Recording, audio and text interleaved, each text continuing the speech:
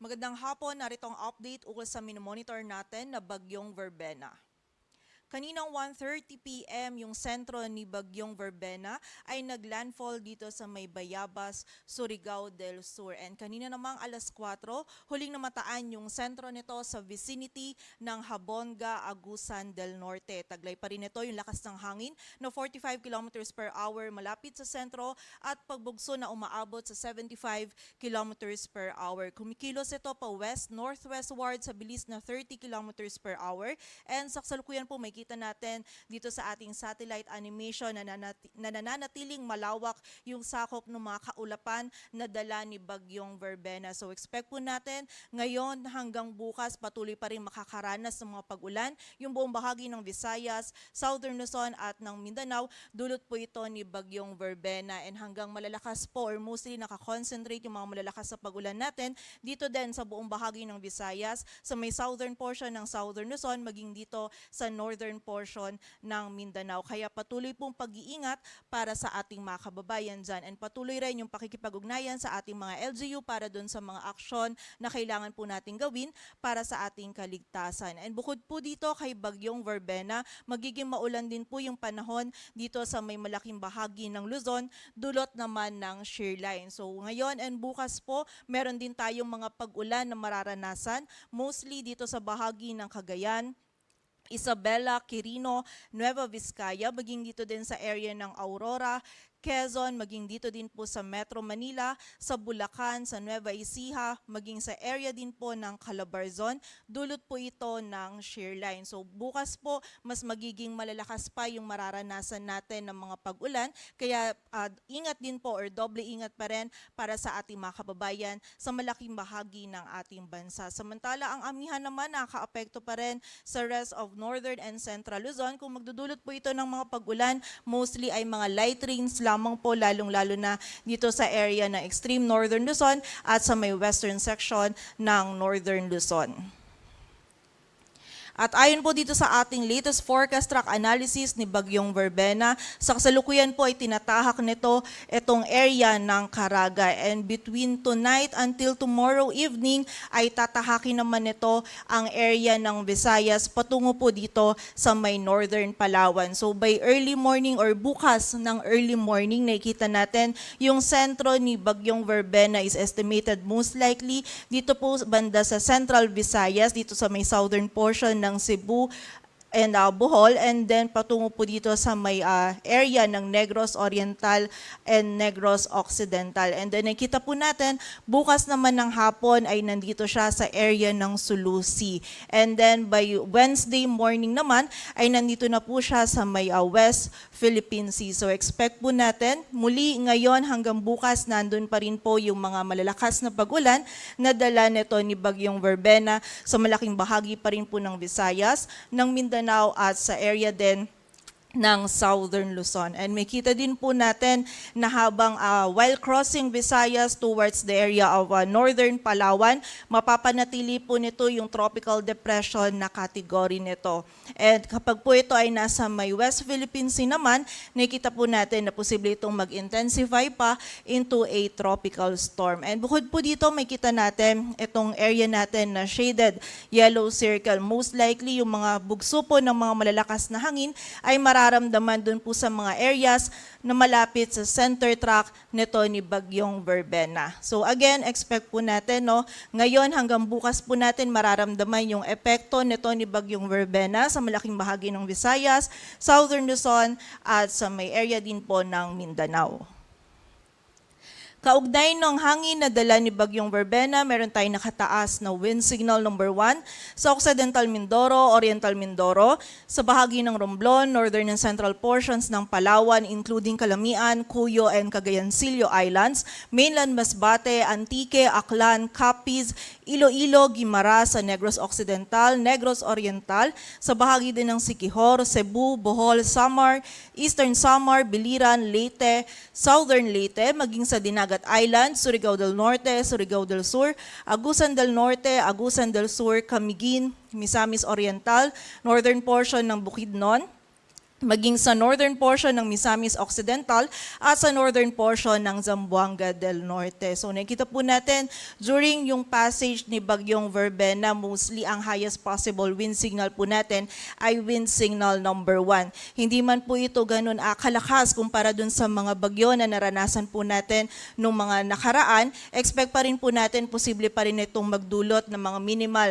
to minor damages, lalong-lalo na dun sa mga structures na gawa sa light materials. Kaya naman doble ingat pa rin para sa ating mga kababayan. And also, hindi rin po natin nire-rule out yung possibility na kapag nag-intensify into a tropical storm, etong si Bagyong Verbena, kapag ito ay patungo sa northern Palawan or nandito sa may malapit sa northern Palawan, ay posible po tayong magtaas ng wind signal number 2 dito po sa mga areas na ito.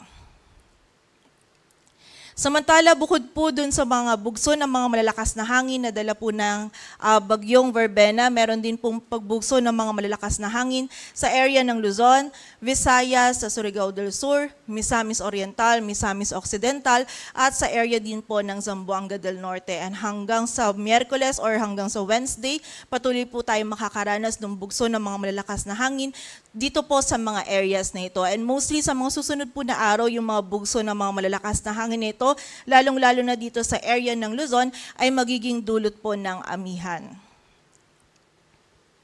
Samantala, para naman po sa mga pag-ulan, may kita natin buong bahagi ng Visayas, yung northern part ng Mindanao at yung malaking area din po ng southern Luzon ay malalakas po yung mga pag-ulan na mararanasan natin na dala nito ni Bagyong Verbena. 100 to 200 millimeters of rainfall po yung posible natin for the 24-hour duration dito sa buong bahagi ng eastern Visayas, maging sa Cebu, Bohol, Negros Occidental, sa Aklan, Capiz, Iloilo, maging dito din sa Catanduanes, Albay, Sorsogon, Masbate, Oriental Mindoro, at sa bahagi din po ng Romblon, dito sa Dinagat Island, Surigao del Norte, at dito rin sa bahagi ng Surigao del Sur. So ito po yung habang tinatahak nito ni Bagyong Verbena, itong central portion ng ating bansa. And posible din yung 50 to 100 millimeters of rainfall dito sa may Occidental Mindoro, Palawan, sa Antique, Negros Oriental, Siquijor,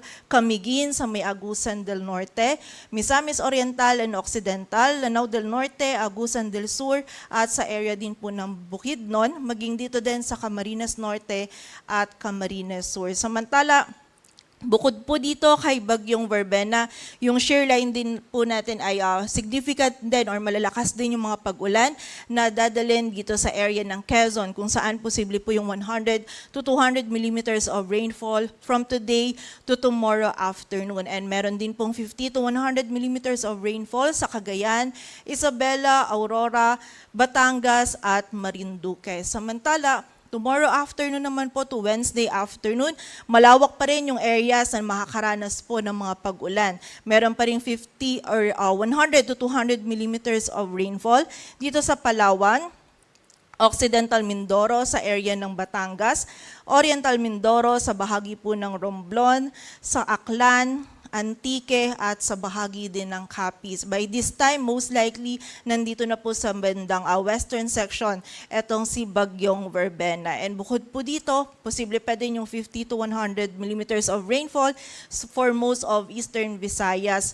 And dito din sa bahagi ng central Visayas, maging sa Iloilo, Guimaras, Negros Occidental, Negros Oriental, at sa area din po ng Siquijor. And bukod po dito, ay yung shear line din is magdudulot din ng significant pa din ng mga pag-ulan or malalakas po ng mga pag-ulan dito sa Cagayan, Apayao, Isabela, Aurora, maging sa bahagi din po ng Quezon. And posible din yung 50 to 100 sa Kalinga, Mountain Province, Ifugao, Nueva Vizcaya, Quirino, Nueva Ecija, Bulacan, Rizal, maging dito po sa Metro Manila, Cavite, at Laguna, maging sa bahagi din po ng Marinduque. So again, ngayon po hanggang bukas, yung mararanasan po natin yung mga pag-ulan na dala po ni Bagyong Verbena and also ng shear line. Kaya naman po doble ingat para sa ating mga kababayan dahil mataas po yung banta ng mga pagbaha at pagguho ng lupa. And maging alerto din po tayo, lalong-lalo na sa mga kababayan natin na nakatira malapit sa ilog, sa sapa at sa mga bulubundukin na lugar, sapagkat po yun yung mga pinaka-prone areas natin sa mga flash floods at landslides. Samantala, by Wednesday afternoon naman to Thursday afternoon is wala na pong epekto or dadalhin na malalakas na pagulan si Bagyong Verbena sa anumang bahagi ng ating bansa. Ngunit yung shearline po patuloy pa rin magdadala ng 50 to 100 millimeters of rainfall sa Apayao, Cagayan, Isabela at Aurora. Kaya again, patuloy pa rin pong pag-iingat para sa ating mga kababayan dito sa mga areas na ito. Sa kasalukuyan po, ang gale warning natin ay nakataas sa area ng Batanes. Ito po ay dulot ng amihan. And sa mga susunod po na araw, dala rin ng ay na-expect natin na surge ng amihan. Posible pong madagdagan pa yung mga areas na makakaranas po ng gale warning or meron tayong gale warning. And as of now po, yung malaking areas din or yung seaboards ng ating bansa ay makakaranas din ng mga katamtaman hanggang sa maalon na lagay ng karagatan. At para naman po sa additional information, maaari po nating bisitahin din yung website na hazardhunter.zris.gov.ph. Ito po yung para malaman natin yung hydromet hazard assessment ng ating lugar or yung susceptibility or para po malaman natin kung gaano ka-prone or kung prone areas po ba yung ating mga lugar sa mga posible pong pagbaha. Patuloy po tayong magantabay sa updates na ipapalabas po ng Pag-asa. Para sa mas kumpletong impormasyon, bisitahin yung aming website, pag-asa.dust.gov.ph. At para naman po sa mga pinapalabas ng mga heavy rainfall warnings ng ating mga regional offices, bisitahin ang aming website, panahon.gov.ph. At yan po muna ang latest dito sa Weather Forecasting Center ng Pag-asa. Grace Castañeda, magandang hapon po.